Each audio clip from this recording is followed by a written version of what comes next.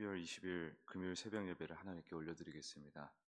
전능하사 천지를 만드신 하나님 아버지를 내가 믿사오며 그 외아들 우리 주 예수 그리스도를 믿사오니 이는 성령으로 잉태하사 동정녀 마리아에게 나시고 본디오 빌라도에게 고난을 받으사 십자가에 못 박혀 죽으시고 장사한 지 사흘 만에 죽은 자 가운데서 다시 살아나시며 하늘에 오르사 전능하신 하나님 우편에 앉아 계시다가 저리로서 산자와 죽은 자를 심판하러 오시리라.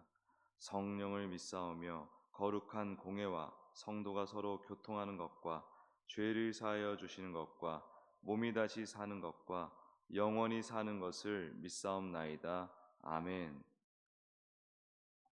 찬송가 91장 올려드리겠습니다. 찬송가 91장입니다.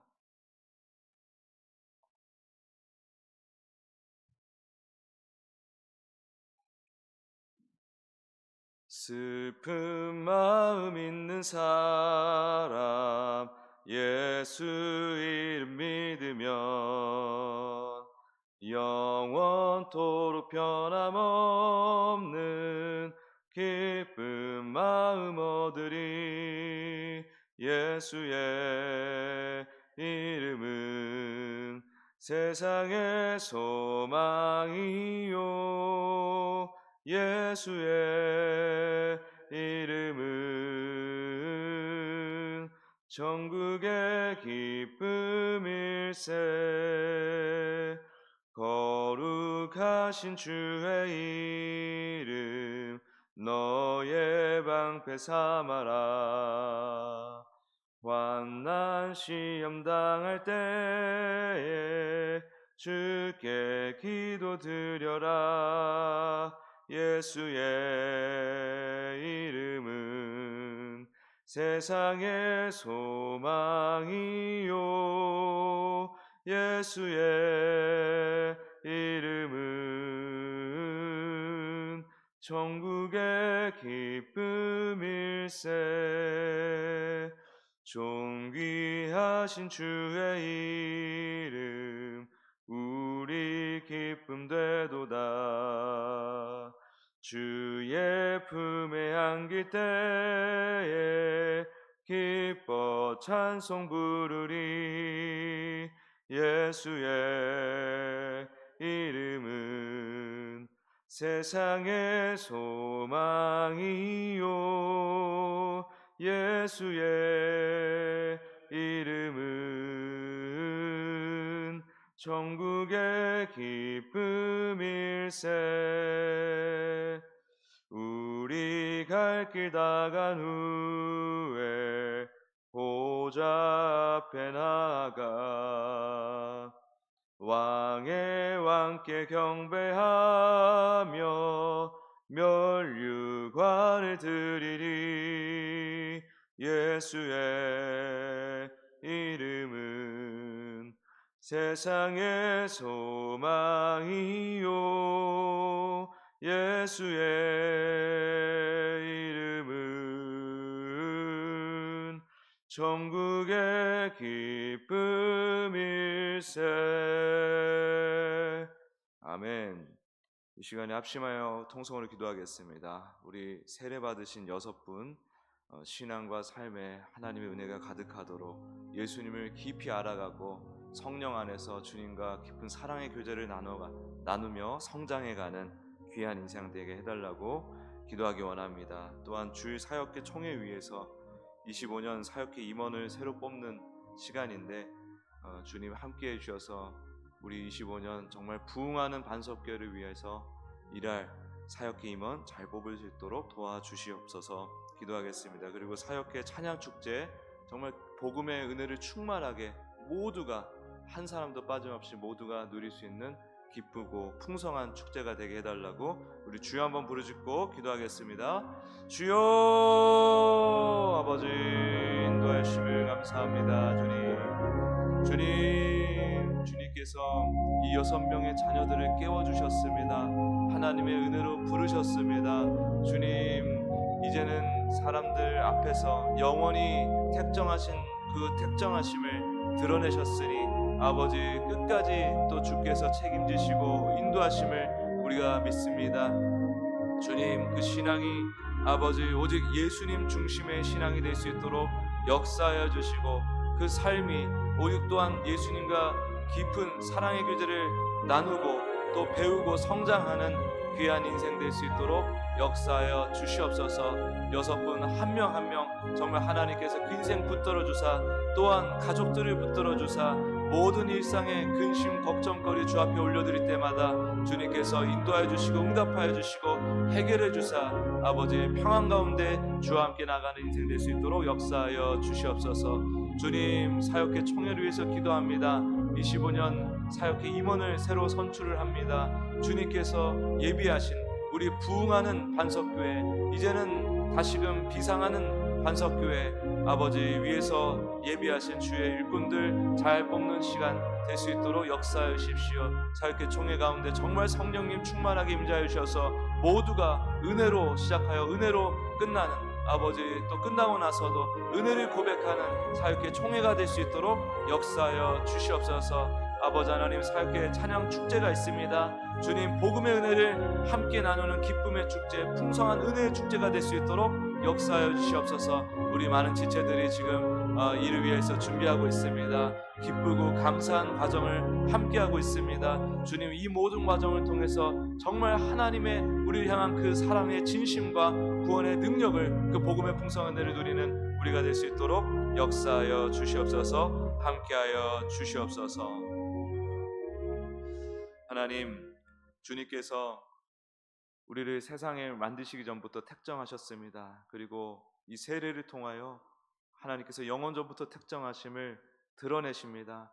주님, 우리 이번에도 반석교회를 통하여 6명의 하나님의 택정하신 백성을 확증시켜 주셨습니다. 주님, 우리가 정말 기도하오니 이 6분의 인생이 정말 예수님과 깊은 친밀함을 누려가는 가족이 되어가는 인생이 될 수 있도록 도와주시옵고, 주님, 오직 이 복음을 중심으로 하나님과 교제하는 풍성한 은혜를 누리는 기쁨이 있는 인생이 될 수 있도록 역사하여 주시옵소서. 주님, 주일 사역회 총회를 위해서 기도합니다. 25년 비상하는 주님께서 새롭게 또 일으키시고 인도하실 우리 반석교회 섬길 수 있는 사역회 임원 잘 뽑을 수 있도록 도와주시옵소서. 은혜로 시작하여 은혜로 마칠 수 있도록 역사하여 주시옵소서. 사역회 찬양 축제 하나님께서 예비하신 기쁨의 축제 되게 하여 주시옵소서. 풍성한 은혜 함께 나누면서 복음을 깊이 생각하고 누리게 하여 주시고, 우리 공동체에 주시는 하나님의 은혜를 모두가 한 사람도 빠짐없이 구석구석 잘 누릴 수 있도록 역사하여 주시옵소서. 오늘 이 시간에도 하나님을 대적하여 죄인들이 내놓는 주장을 살펴봅니다. 주님, 은혜 내려주사 잘 분별하는 지혜를 허락하여 주시옵소서. 감사드리며 예수님의 이름으로 기도합니다. 아멘. 오늘 나눌 하나님 말씀, 창세기 1장 1절에서 2절 말씀입니다.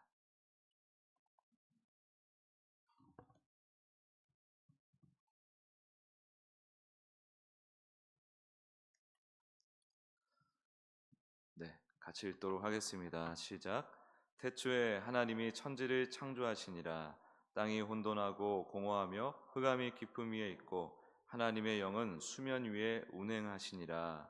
아멘. 죄인들의 주장 두 번째라는 제목으로 하나님 말씀 증거하겠습니다. 2절에 보면 땅이 혼돈하고 공허하며 흑암이 깊음 위에 있고 라고 표현이 되어 있는데, 이것은 궁극적으로 예수님을 만나기 전에 인생을 가리키는 것입니다. 죄 안에 갇혀있는 인생이 바로 혼돈하고 공허하며 흑암이 깊음 위에 있는 인생이라는 것입니다. 이 인생은 하나님을 절대로 스스로 감지할 수 없습니다. 진리가 무엇인지를 깨달을 수가 없습니다. 소경이 되었고 귀머거리가 되어서 하나님을 도무지 알아볼 수 없고 이해할 수 없는 존재, 그것이 바로 죄 안에 갇힌 우리의 본래 실존입니다. 그런데 이 실존에 갇혀있는 것만 해도 참으로 절망적인 상황인데, 이 죄인들이 끊임없이 하나님을 대적한다는 것이 문제입니다. 그렇게 하나님을 대적하면서 내놓는 것들이 있습니다. 그 내놓는 주장들은 우리의 무의식 속에 역사적으로 오랫동안 각인이 되어서 지금도 우리 삶에 많은 영향을 끼치고 있습니다. 모든 민족과 나라를 잘 들여다보면 그 역사 가운데 이 죄인들의 주장이 깊이 새겨지는 역사를 우리가 볼 수가 있습니다. 그래서 우리가 어제는 무신론, 신은 없다, 안 보인다, 그리고 불가지론, 모르겠다, 있는 것 같은데 모르겠다, 물질주의, 보이는 물질이 전부고 결국 돈이 최고다, 이것들이 우리 마음 가운데 깊이 새겨져 있었음을 확인했습니다.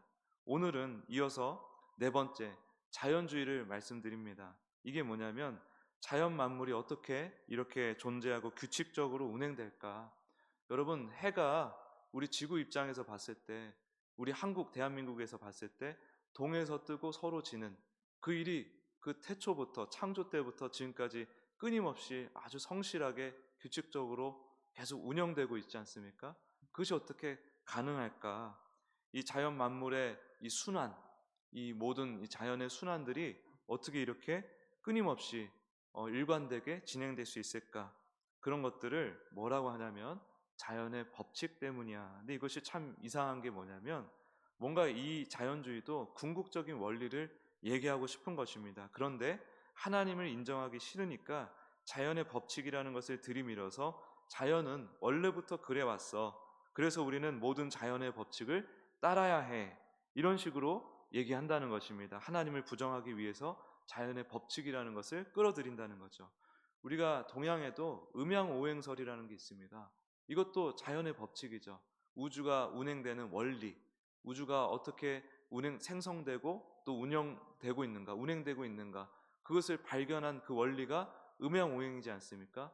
이러한 것들은 아주 터무니없다기보다도 하나님을 모르는 죄인들이 하나님의 어떤 진리의 파편들을 겨우겨우 감지하고 발견해서 내놓는, 사실 되게 제한된 주장이라고 우리가 볼 수 있습니다. 막 에덴 동산에서 이제 아담과 하와가 그 처음에 막 벗고 살았지 않습니까? 죄를 짓기 이전에. 그러니까 우리가 자연으로 돌아가야 된다. 자연주의자들이 자연으로 돌아가야 된다 그래서 막 벗고 살아갑니다. 이런 것들도 자연주의의 한 부분입니다. 동성애자들도 자연주의자들입니다. 그 사람들이 가장 강력하게 주장하는 것 중에 하나가 뭐냐면은 동성애는 원래 자연의 법칙이야. 그러므로 동성애는 원래 있던 거야. 이렇게 주장하는 거예요. 그래야 자신들의 동성애가 합리화가 되기 때문입니다. 그들은 자연주의를 따르기 때문에 자신들의 동성애가 선천적인 것이다, 원래 그런 것이다, 자연의 일부다라고 주장하는 것입니다. 우리는 뭐가 중요하냐면 이게 죄냐 아니냐 이런 거를 따지잖아요. 이게 잘못된 거냐 옳은 것이냐 이걸 따지는데 이분들은 우리가 자연의 원래 그러한 법칙 중에 하나냐 아니냐 이거를 따진다는 거예요. 그러니까 기준 자체가 다르기 때문에 계속 평행선을 달리는 대척점에 있을 수밖에 없는 것입니다. 하나님께서 이 세계를 작정하셨고 손수 만드셨음을 우리는 알고 있습니다. 이미 처음부터 끝까지 하나님의 뜻으로 채우셨고 이 시간의 역사는 하나님께서 우리 하나님의 자녀에게 하나님을 가르쳐 주시기 위해서 영원의 한복판에 손수 펼치신 세계입니다. 그러니 하나님의 창조를 부인하는 자, 이러한 하나님의 창조를 부인하는 자는 하나님의 뜻, 이 세계 가운데 담겨있는 하나님의 뜻도 부인하는 것이며 또한 하나님 자체도 부인하게 되는 것입니다. 하나님 없어. 자연의 법칙, 원래 그러한 법칙만 있을 뿐이야. 아니죠. 그 자연의 법칙을 만드신 분이 바로 우리 하나님이십니다. 다섯 번째는 다신론이 있습니다. 다신론. 자연주의가 어떻게 보면 무속과 이 샤머니즘과 결합된 형태입니다. 자연이든 물건이든 내키는 대로 신격을 부여합니다. 창세기에만 하더라도 수많은 신들이 나옵니다. 고대 근동을 연구하는 그런 연구 자료들을 보면요, 많은 지명들이 강의 신, 해의 신, 달의 신 등의 이름으로 빌려서 지어졌다는 것을 확인할 수 있습니다. 아브라함의 고향이 어디죠? 메소포타미아 문명 그 한복판인 갈대아 지역에 우르와 하란이라는 곳이 있죠. 아브라함이 우르라는 곳에서 살고 있다가 하나님의 음성을 듣고서 아버지 데라가 끌고 가서 이제 가나안으로 가야 되는데 하란에 가서 머물렀다 나오는데 거기도 메소포타미아 문명의 중심지 중에 하나입니다. 그러니까 그 갈대아 문명의 그 범위에서 못 벗어난 거죠. 어쨌든 그 우르와 하란도 결국에는 달신을 섬기는 그 신앙의 그 우상 숭배의 중심지였습니다. 달신. 그리고 우리가 익히 알듯이 신의 산 아시죠? 신의 산도 시나이라고 해가지고 이것이 뭐냐면은 나의 신이란 뜻인데, 이 나의 신이란 뜻도 그럼 무엇이 나의 신이냐? 달신이 나의 신이다라는 뜻이에요. 달신이 나의 신이다. 그게 시나이라는 뜻입니다. 그래서 고대 근동색에 이러한 신들이 많이 있었습니다. 하늘의 신, 땅의 신, 달의 신, 강의 신. 모세가 창세기에서 왜 굳이 하나님께서 해와 달, 하늘과 땅, 강을 만드셨다고 했을까요? 이 세상의 주인은 그러한 잡신들이 아니라, 우상들이 아니라 하나님이시란 사실을 분명하게 그 세계에 천명하기 위해서였습니다. 자연이 우리보다 아무리 커 보여도 우리의 숭배의 대상이 될 수 없습니다. 하나님은 그 자연을 우리를 위해 만드셨고 우리와 함께 누리기 위해서 만드신 것입니다. 하나님은 우리가 만물을 통해, 이 자연 만물을 통해 하나님께 이르길 원하시지 만물에 갇혀 있거나 멈추어 있길 원하지 않으십니다. 오직 영원전부터 스스로 계셔온, 스스로 존재해 오신 삼위일체 하나님만이 우리가 믿어야 할 대상임을 우리가 잘 알고 있죠. 계속 잘 붙드시길 축복합니다. 여섯 번째, 죄인들은 범신론을 주장합니다.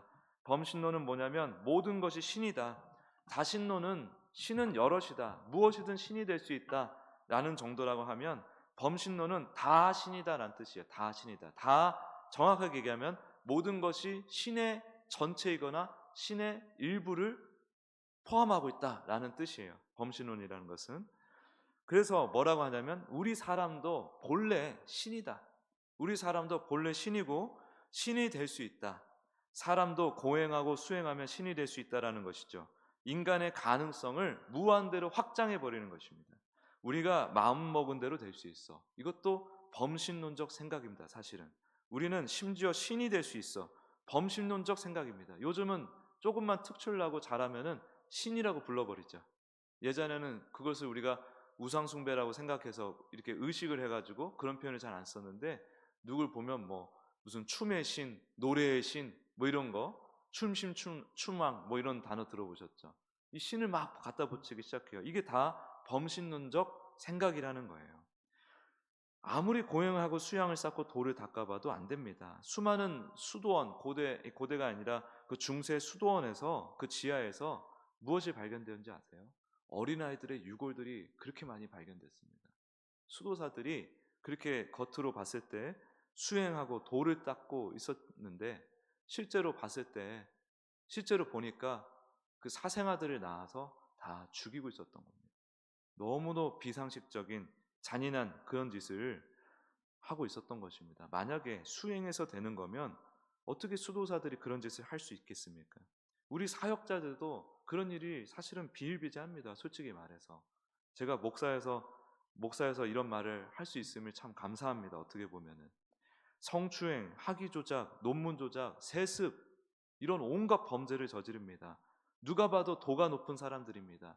그들을 따르는 사람들 입장에서는 그분들보다 수행이 높고 고행을 잘하고 도가 높은 사람이 없습니다. 그런데 뒤에서 그렇게 딴짓을 하는 것입니다. 성품을 우리가 만들어내는 것이 가능할까요? 인격을 우리가 스스로 길러내는 것이 가능할까요? 그것은 우리가 어떤 보여지는 행실은 바꿀 수가 있고, 보여지는 행실은 그럴듯하게 우리가 변화시킬 수 있으나 우리의 인격을 근원적으로 변화시키는 것은 불가능합니다. 그게 우리 죄 안에 갇힌 존재의 한계예요. 우리가 신분상 의인이 되었지만 여전히 죄의 영향 아래 살아가고 있기 때문에 그러한 한계가 있다는 것입니다. 수십 년 신앙생활을 했어도 우리가 솔직히 말해서 서로 성질 뒤집는 거 1분도 안 걸립니다. 제가 여기서 허튼 소리 하나만 하면 여러분들 저한테 바로 낙인 찍고 정죄하게 되어 있습니다. 그게 우리의 한계입니다. 저도 목사로서 살고 사역을 한 지 20년 정도 됐지만은 여기 지금 어떤 성도님하고 뭐 이렇게 싸우거나 그런 일들이, 감정 상하는 일이 한 번 생기면은 저도 그거 견디는 거 쉽지 않습니다. 우리 속내 드러나는 거 사실상 1분도 필요 없어요. 10초면 충분합니다. 10초. 그게 우리 인격의 현 주소입니다. 하나님이 없는 인생의 현 주소입니다. 근데 그것을 마치 우리 힘으로 이뤄낼 수 있는 것처럼 생각하고 이 기독교 우리의 신앙을 돌을 닦는 것처럼 고행을 하듯 수행을 하듯 하게 만드는 모든 가르침은 사실은 굉장히 잘못된 것이죠. 오직 하나님의 은혜만을 붙드는 신앙이어야 하는 것입니다. 죄인은 본래 죄 안에서 태어나 죄에 갇혀 살다가 죄 안에서 죽는 겁니다. 무지와 혼돈, 허무 안에서 죽는 겁니다.